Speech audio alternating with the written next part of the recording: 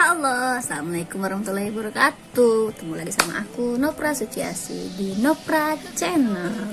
Sebelumnya, tolong dong bantu like, share, and subscribe biar aku makin semangat terus bikin konten-konten yang insya Allah bermanfaat untuk semuanya.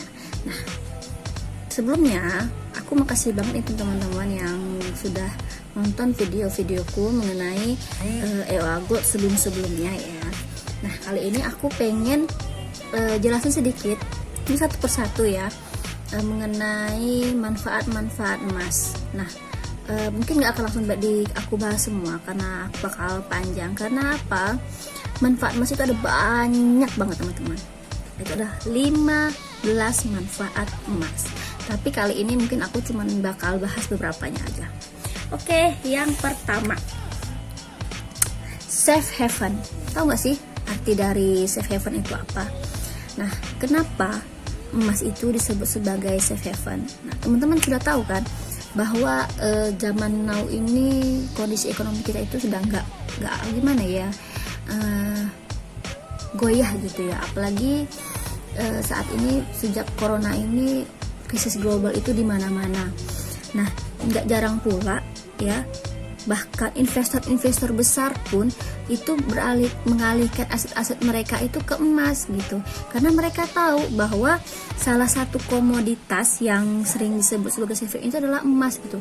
Terus kenapa emas teman-teman? Karena emas itu nggak akan kena pengaruh loh teman-teman oleh inflasi atau misalnya resesi atau misalnya efek-efek negatif dari investasi-investasi lainnya, atau misalnya ketika saham itu sedang jatuh anjlok gitu kan teman-teman. Terus ataupun misalnya ketika sedang krisis gitu, cuma emas teman-teman yang nggak ada kena pengaruhnya gitu. Justru ketika saat krisis semua pada berbondong-bondong mengamankan aset mereka itu ke emas gitu. Nah, orang-orang kaya aja mereka mengalihkan aset mereka ke emas teman-teman. Apalagi dengan kita semua bisa kok teman-teman. Mulai dari sekarang kita mulai alihkan aset-aset kita itu ke emas gitu teman-teman. Karena gini ya, ada beberapa hal yang kenapa emas menjadi aset safe haven. Satu, emas nggak punya risiko kehilangan nilai di tengah gejolak pasar keuangan. Jadi mau harga dolar naik kek turun kek, emas tetap aja ngikutin harganya gitu, nggak ikut-ikutan anjlok, nggak ikut-ikutan turun ya teman-teman. Terus emas itu punya nilai simpannya itu yang stabil gitu, nggak dipengaruhi oleh suku bunga atau misalnya kebijakan moneter atau kebijakan bank sentral atau pemerintah baik itu di Indonesia maupun negara lain. Nah, jadi kenapa ketika krisis ini emas justru malah makin banyak diminati gitu, bukan di Indonesia aja tapi bahkan di luar negeri, bahkan oleh pengusaha-pengusaha di luar sana yang kebanyakan mereka sudah langsung mengalihkan aset mereka ke emas.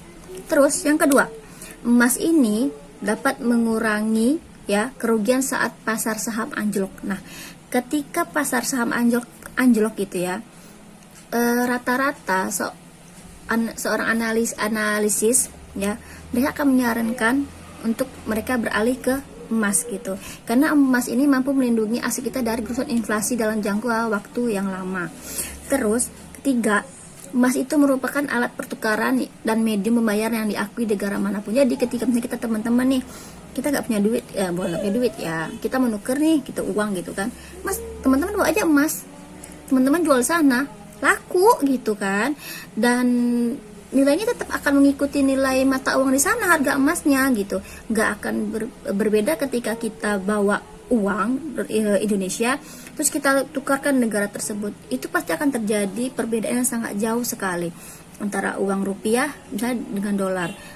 $1 aja misalnya sekarang udah 14 ribuan 15 ribuan, dan itu $1 gitu kan. Tapi kalau emas di sini 1 gram misalnya kita bawa 1 gram di sini, maka akan dihargai di sana dengan 1 gram harga di sana teman-teman gitu. Jadi teman-teman nggak akan mengalami kerugian yang sangat signifikan ketika teman-teman membawa emas ke negara lain gitu teman-teman. Nah, jadi Kenapa? Lagi-lagi saya bilang kenapa emas itu merupakan safe haven. Itu tadi seperti penjelasan saya sebelumnya gitu. Benar-benar aset yang bisa mengamankan tabungan kita baik sekarang, besok, tahun depan, 2 tahun lagi, 3 tahun lagi, 5 tahun lagi. Nah, manfaat tabungan emas yang kedua ya teman-teman. Nih, manfaat tabungan emas yang kedua, emas itu cenderung akan selalu naik. Ya, harga cenderung naik. Nanti teman-teman lihat ya di slide berikut.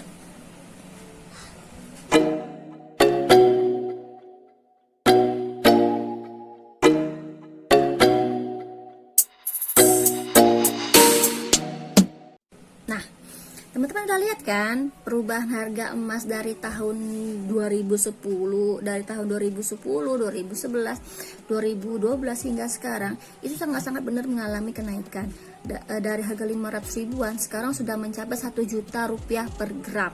Nah, teman-teman bisa melihat sendiri kan, begitu gimana ya, besar, lumayan menyelamatkan aset kita banget emas itu gitu. Nah, beda ketika kita punya uang 10 juta di 2010 ya, teman-teman bisa beli emas itu 500 gram sekitar